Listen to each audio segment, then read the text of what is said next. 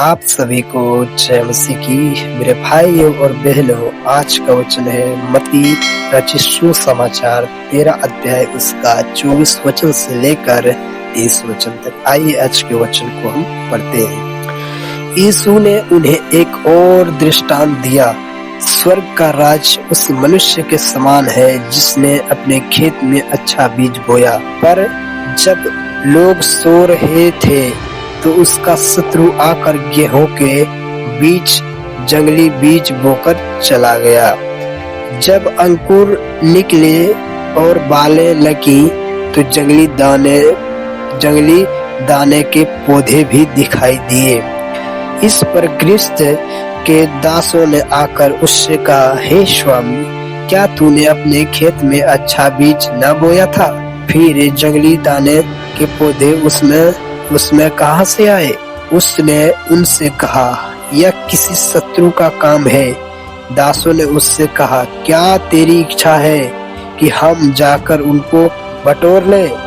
उसने कहा, नहीं, ऐसा ना हो कि जंगली दाने के पौधे बटोरते हुए तुम उनके साथ गेहूं भी उखाड़ लो। कटनी तक दोनों को एक साथ बढ़ने दो, और कटनी के समय में काटने वालों से कहूंगा कि पहले जंगली दाने के पौधे बटोरकर चलाने के लिए उनके गट्ठे बांध लो और गेहूं को मेरे खत्ते में इकट्ठा करो। मेरे प्रियो, मैं आप सबको इस वचन का अर्थ बताने जा रहा हूँ। इस वचन का अर्थ बाइबल में ही लिखा गया है।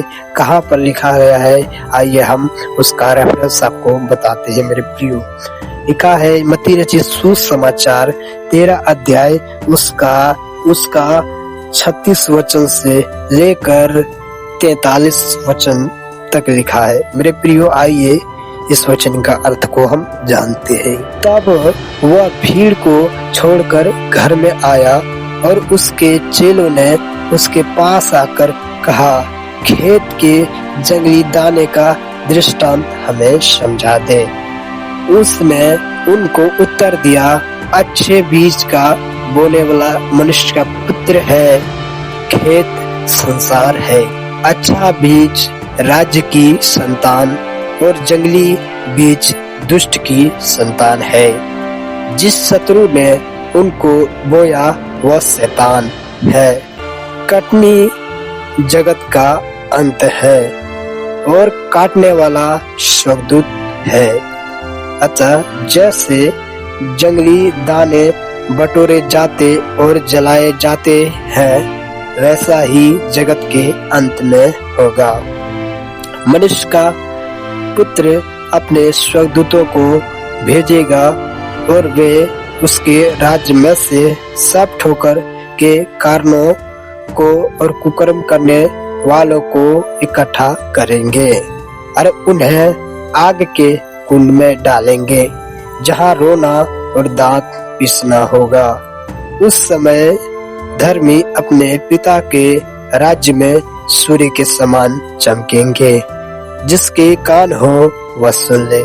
मेरे प्रियो, मैं आप सबको बताना चाहता हूँ, इस जंगली बीज बोने वाले का दृष्टांत का अर्थ यही है। इसमें आप अच्छी रीति से समझ गए होंगे। मेरे प्रियो, इस वचन का अर्थ यही है। इस वचन को आपने समझाए।